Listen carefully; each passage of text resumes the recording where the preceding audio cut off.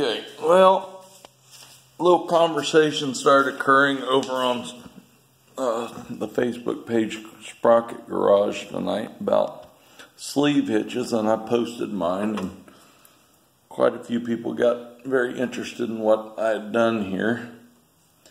And so I just wanted to do a quick video of my sleeve hitch that I've mounted here on my John Deere 240 or S240. I guess it'd be the entry level of the bigger series of John Deere motors. Pretty good mower. Little light in weight. I can tell you right now that my John Deere 212, as it sits right there without a deck under it and everything else, is heavier than this machine. But this is still a damn good machine. It's my main mower and everything else. And when that one's done, all the anything to do with a hitch or anything's going to occur with that one, because that one's got far better transmission for it. And when I'm done with it, it'll have a far better lift for it too. But the lift that I built here, and hopefully the light will work all right here. This is of course, a linear actuator here. It's rated to 770 pounds of lifting weight. I do not remember what, okay, the speed is, all right, this is upside down, but I'll read it to y'all. The speed is 8 millimeters a second. And it's 12 volts. Load capacity, it's saying 3,000 N and duty cycle, but when I bought it, it said a 770 pound lift capacity. That's what, and it's got a 6-inch stroke. Alright, so basically what I've done is I took a few of the features of like a 3-point hitch. I wanted to be able to remove it if I needed to. If the actuator broke, because I wasn't sure whether or not these were going to be very durable or not, which this thing's actually surprised the heck out of me that it has been fairly durable. The only problem I've run into with it is, and it's not a problem with the actuator, is I didn't build quite enough throw in it, and I've tore up this collar on it. But it hasn't stopped it from working one bit. I built this entire lift with scrap metal that I dug up around my shop, and a few parts from Harbor Freight, and then the actuator. I've got no more than $60 in the whole lift. So, one thing, so the lift is, I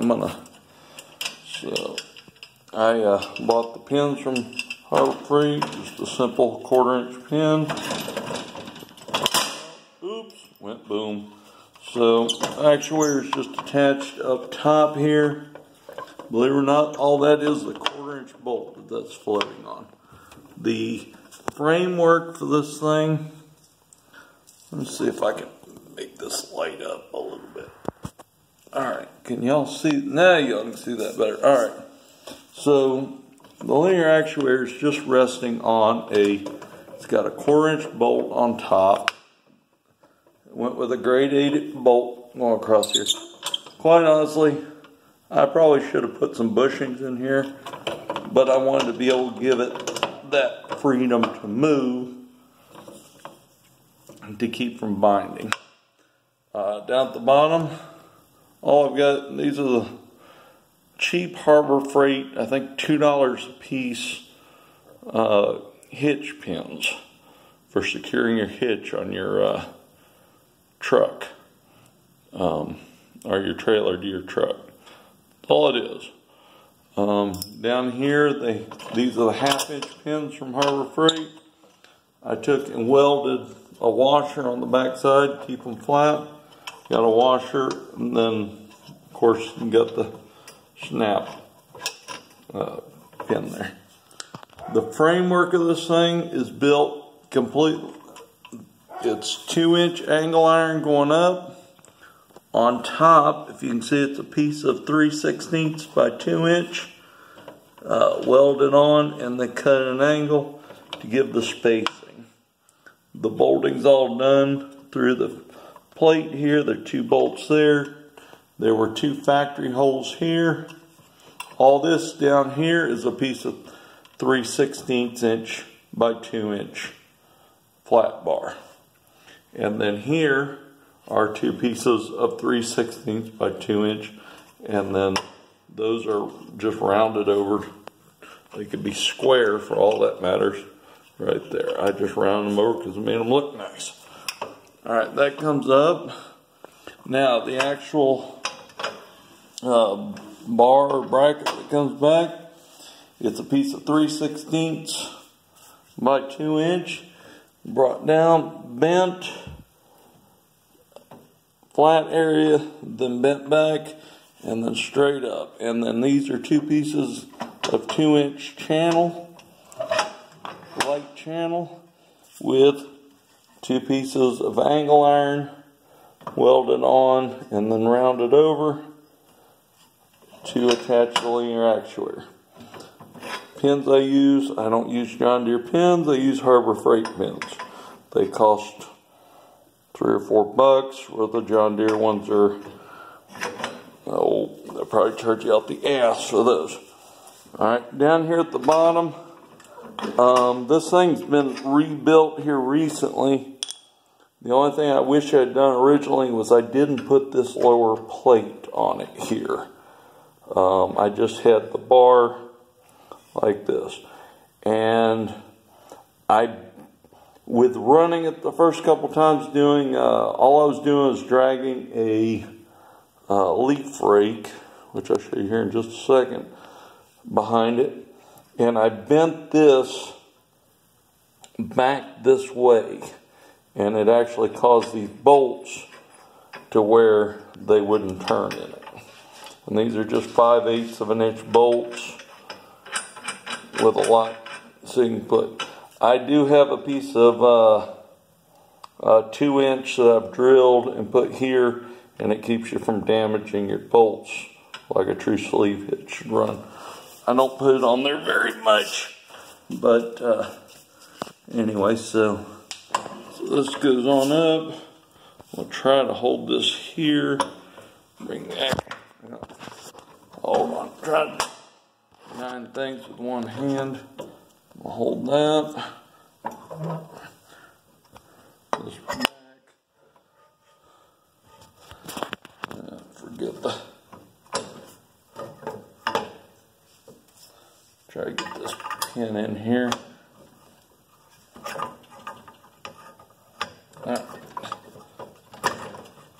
Alright, so that's through and there. Now,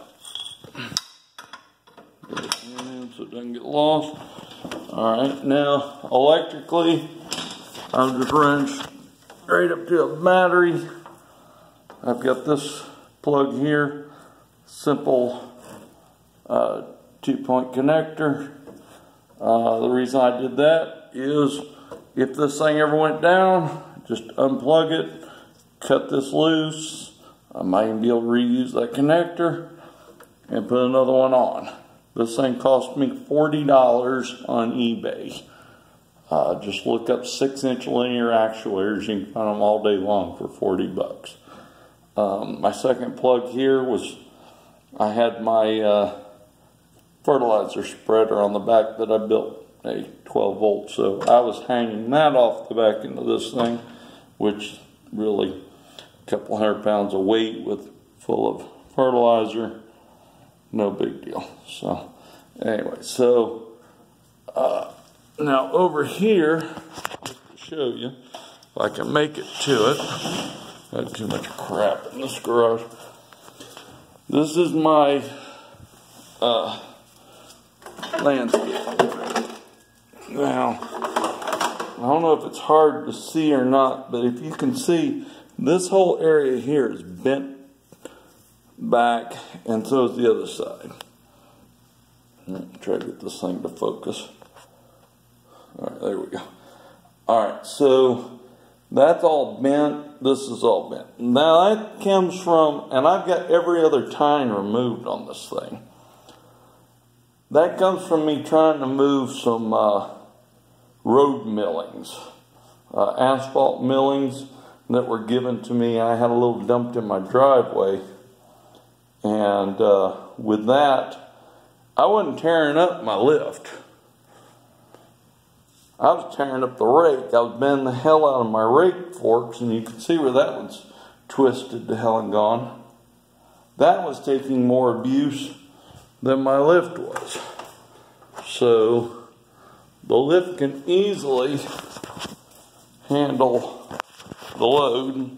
Now, if there is anything, I say that, now up here on the dash, what I've done is basically I just put, this one's for my fertilizer sprayer auxiliary, this is for my lift. So there's down, there's up. If I did anything different, which I may still do, is I'm going to put a momentary switch here to where it's just spring loaded. So I'm not having to switch it on and off. I can just turn it on and it will release automatically. But if you watch it, the only thing I have complaints about is it's not the fastest thing in the world.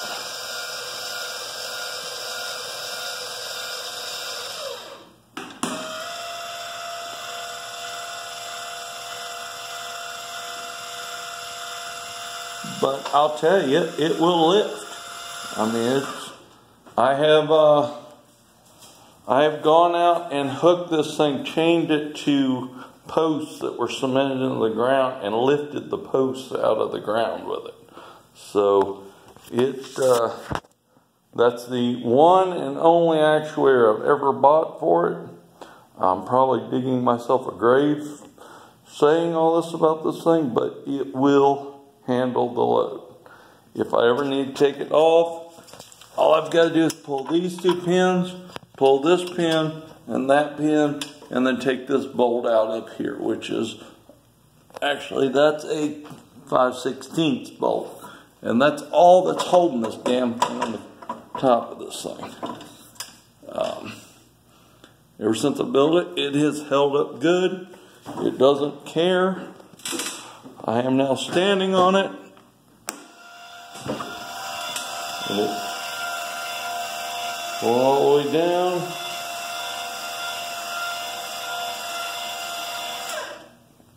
And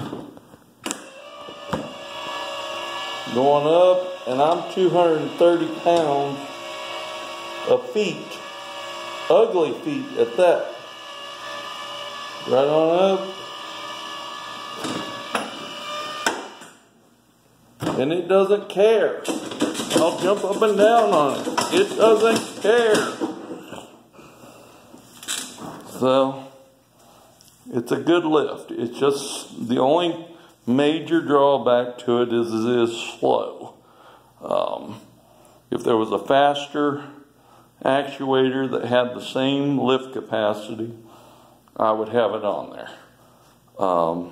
I've got some blueprints for doing another, or some designs that I've worked up, but I have not worked them out yet, but for doing a lift that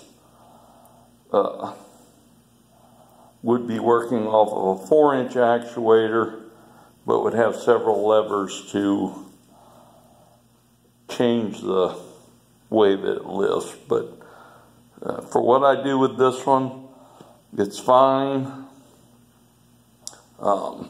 If I were plowing a garden with it and putting a plow behind it, oh hell yeah, I'd run it all damn day long. I don't know, does this tractor would have enough? I think the tractor's got plenty of ass with the 19 horse John Deere that's in, or Kawasaki I should say. I think it plenty of ass, it's just whether or not it had plenty of weight to handle it. If there's anything this tractor doesn't have, it's weight. That's the detriment to this little tractor. It's a damn good tractor. and it's a damn good mower, but it doesn't have the weight that this thing does. You know, with this one, once this one's done, it'll have the weight for what I want to do. But anyway, so that's a little review on my, I guess you'd call it a sleeve hitch. But as far as I'm concerned, I've looked at all sorts of them on the market. There is one manufacturer out there, I do not remember the name, that makes one with a lot bigger sleeve or a linear actuator on it. But like I said, I'll put this thing up against it any day of the week, and I bet you mine will hold up just as well. So anyway, that's my thoughts on the subject. Y'all have a good evening.